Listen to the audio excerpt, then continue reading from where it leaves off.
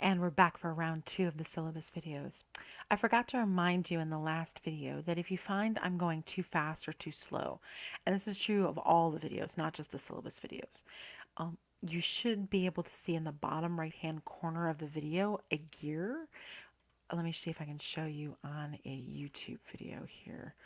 All right, so down here and there's a little gear box right here. If you click on that, you can change the speed from normal, say, to 1.5 speed if you want to make me talk faster, or double speed if you want to make me talk really fast. Or if you find I speak too fast, then you can slow me down to 0.75 or zero point 0.5.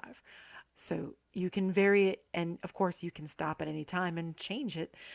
Say I was too slow in the beginning, but then I got too fast, and you can slow me down, etc. So that's where all of that is in any of the videos you watch, even the ones in Mystatlab, because all they are links to the YouTube videos. All right, back we go here. We've looked over all the basic information. We know where the info and links page is now and how that's so important because it has the access to the syllabus and access to the schedule, and the schedule is very important because that's how we figure out when things are due. All right, next let's talk about what you have to buy, and then we'll talk about what the course is. So students always want to know, what do I have to pay for? Well, you have to, absolutely must, buy a course pack. It is a collection of empty pages that you fill out while you watch the lecture videos, those same lecture videos that are linked to in the YouTube videos, as well as if I click on homework, you'll be able to see them.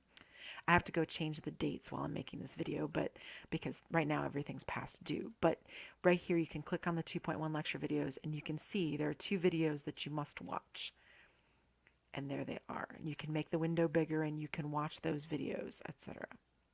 And again, if you want to make me talk faster or slower, since they are just YouTube videos, that's in the gearbox down here on the right. All right. Next. Back I go. So you must buy the course pack because you fill out those course pack notes as you go. So here, for example, is a copy of the course pack pages. And you can see there are sections here that are just completely blank. And what's going to happen is as you watch the videos, you will fill out the blank portions with what I write and type, and then even more so what I say, what notes you have to write for yourself, etc. So let me scan this video a little bit forward so you can see what I mean. Here, I have no idea what it's showing down below. I don't really want to see that. Just random videos apparently. So you can see right here that I start filling out the table right there. So in the notes, you would fill out the table and follow along. And there will actually be spot check points in order to show that you watch the videos. We'll talk about that a little bit more later, but suffice it to say that you're going to have to get the course pack, you're going to have to fill out the pages, and at random times in the course, I'm going to say to you, send me a picture of this page in your course pack, and you will have to open up your course pack, take a picture of that page, and send me those notes to show that you're following along and prove that you deserve the video points. So we'll talk more about that in a later video. So that course pack is about $15 as of spring 2017. I'm not sure what it will be in later semesters, but I imagine around that much. It's around 400 pages, and it has not only the notes that you fill out, but it has a packet of notes that you'll get to use on your exams, plus a whole bunch of exam reviews with answer keys that you want to study as you study for your exams. And yes, you do have to take a few exams. We'll talk about that more later as well. Obviously, it's an online class. You're going to need Mystatlab student access. Now, Mystatlab is different than MyMathLab, so be careful if you go buy the code in the bookstore that you get the Mystatlab code. I believe the cardboard is blue. When you go to buy it online, when you go to register for the first time for the course, you can actually just buy it from Mystatlab, from Pearson right away, with a credit card if you have one. But if you have to go to the bookstore, then just be careful that you're buying Mystatlab, not MyMathLab. There is a difference in the back end. It's not really something you get to see, but there are some differences. Then, of course, you're going to need a TI-84 calculator.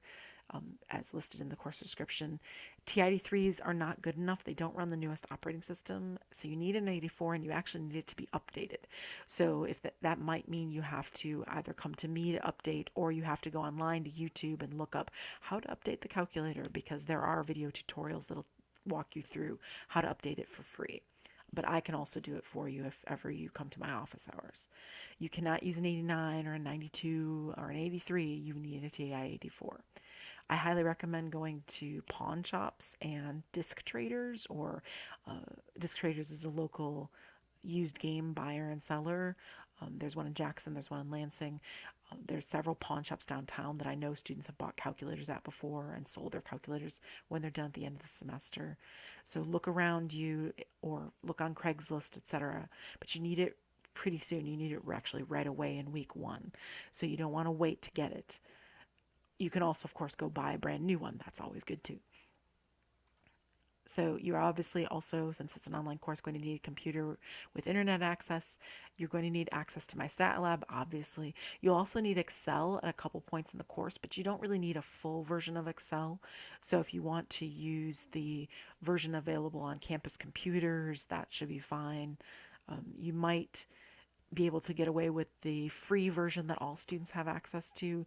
You might lose a couple points for a little bit of difference with the graphing programs, but it's fine. You can do most of what you need to do with the free version that's available to all students through their JC email system. So feel free to look that up. We can talk more about that in the project videos later on in the course. Now, the physical book you actually don't need to buy, because the physical book is available for you at all times for nothing because you have Mystatlab. So when you're in the multimedia library, or in chapter contents is the other place to get to them, but in the multimedia library is where I like to go. And in the multimedia library, let me just pick on chapter 6 again, and I say select all. The multimedia textbook is available. It's one of the links that you have over here. See this multimedia textbook? I picked the whole chapter 6, not just 6.1, which is fine.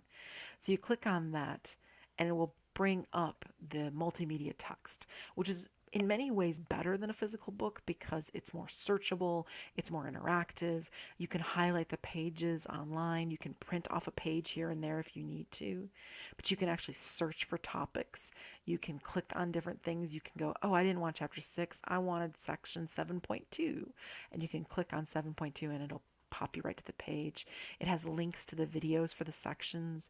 You can watch the lectures on different objectives from the author. You can watch examples gone over by different instructors, not me. So if my videos are confusing you, you can go in here and watch videos from other people talking about these examples. So maybe they would help you by approaching it in a different way than I did, etc.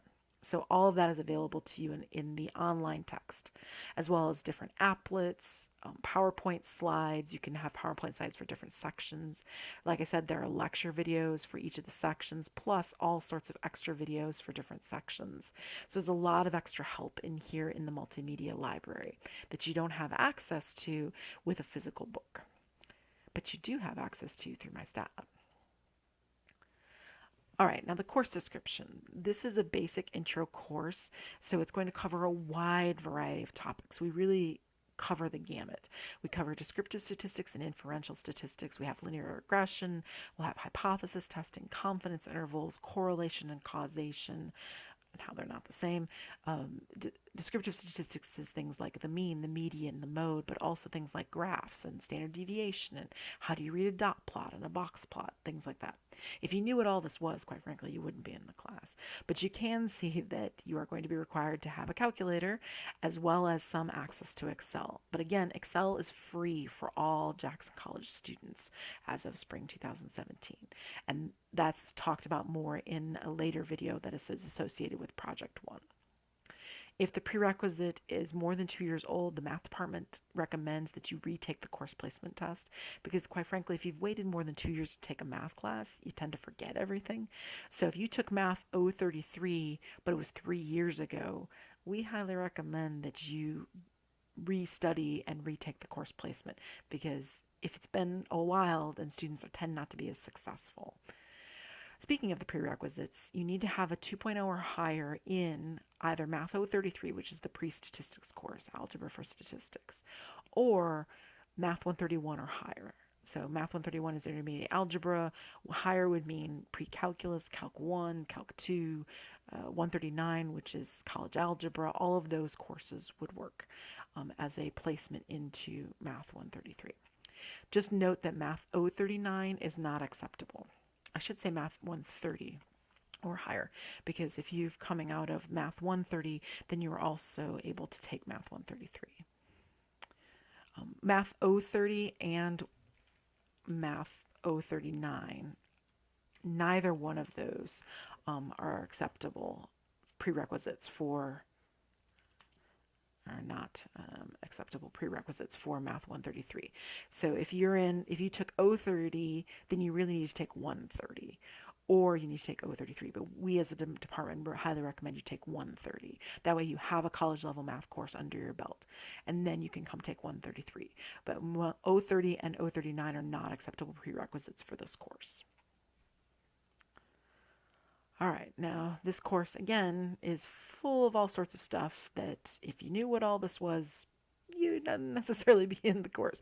So the Pearson product moment correlation coefficient, aka the correlation coefficient that we discuss in chapter 4. We'll talk about t distributions, the binomial distribution, the normal distribution, etc. So probabilities, confidence intervals, and we will use technology, and I'm very keen to apply everything that we learned to all sorts of scientific issues, current events, make sure that we have a wide variety of topics from sports to gambling to the criminal justice system. So we want to have that wide variety so that we can apply this to a lot of different fields, since a lot of you are going on to a lot of different coursework and jobs. And this particular course fulfills the general education outcome, the GEO, general education outcome, for a degree at Jackson College. And then that outcome would be demonstrating computational skills in mathematical reasoning. This course is full of those things. Lots of computation, lots of mathematical reasoning. All right, now as for the grades. So to obtain a 2.0 or passing grade, you need to have at least a 70% or higher in this course. Now 70% is a 2.0, 75 is a 2.5, 80% is a 3.0, and so on. Now I've made it so that the course is out of a total of 1,000 points, and you can see that when you're in the schedule. So when you're in the schedule, you can look over here on the right and I show you the points, how it adds up to 1,000. And again, you can click on that other link for assignments by type, and you can see them right there. So exams make up 42.4%. Paper pencil packets make up 30% of your grade. The projects make up 12% of your grade, etc. And all of that is listed right here, right? So you can see all the different points. Now think about this. If you need 70% of 1,000, that means you need 700 points. So you need a total of 700 points in the course to get a 2.0 in the course. Now you get those 700 points by, well, scoring about 70% or higher on all these different topics. And I will make videos for each of these different, well, writ large. I'll make a video for different types of problems and packets and projects. So those will be extra syllabus videos that you'll go watch, that I'll go over all the Mystatlab stuff and what are the paper pencil packets and the projects, and then what are the exams. So I'll make a few different videos and go in depth into each of those.